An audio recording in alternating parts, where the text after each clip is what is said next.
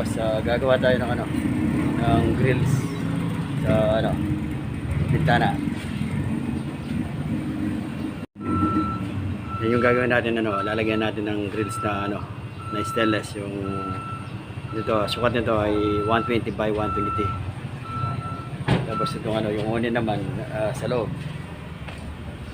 Basta yung mga bintana lalagyan natin ng ano, mga grills na stainless. 3/4 by 3/4 by ano, 3/4 by 3/4.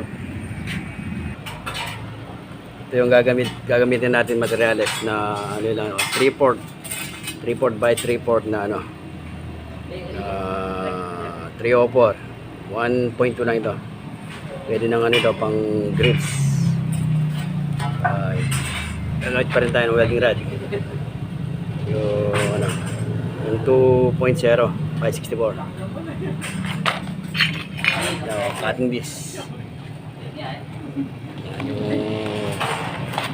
Yung cutting disc natin na ano, yung manipis na pang stainless. Yun, may makapal kasi dito.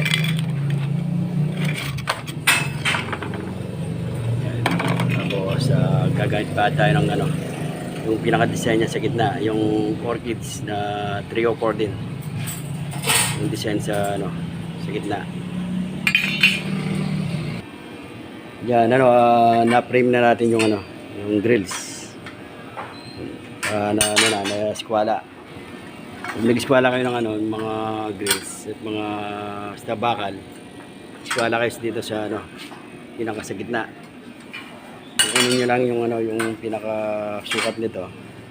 Tapos yung sukat nun para eskwalado.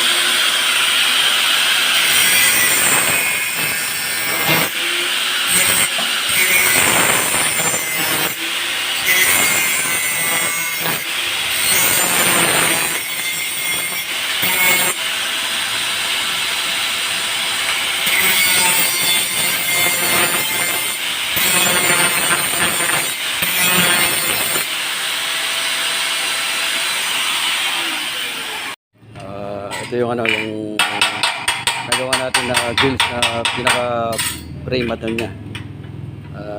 Ano yung design niya sa gitna. Lalagay tayo ng ano, yung orchids. Yung ganito na ano lang ito, manipis, hindi pwedeng ano ito, hindi pwedeng weldingan ng rekta. Dadong mabubutas lang. Ang ganito pag welding ng ano, mga design na maninipis na ano, ipipilar nyo. Parang ganito.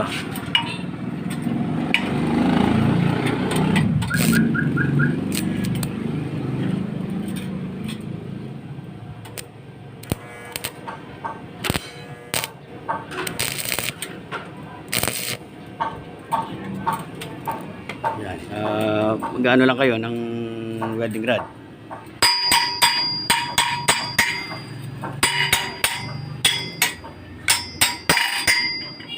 Alisin na lang yung pinaka niya, pinakabalat niya. Tapos weldingin nyo, ano, titirahin nyo dito sa makapal niya. Huwag yung weldingin yung ano, yung manipis na ito, siguradong butas. At gagamitin yung ano, yung pillar.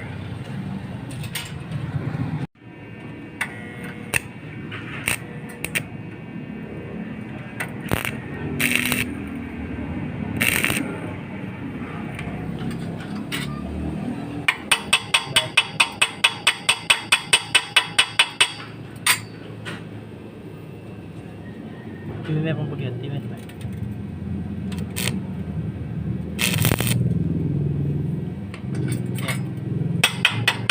Pag welding kayo, ano, kapag naispatan nyo, alisin yung flux niya para makita nyo kung nadikit na siya.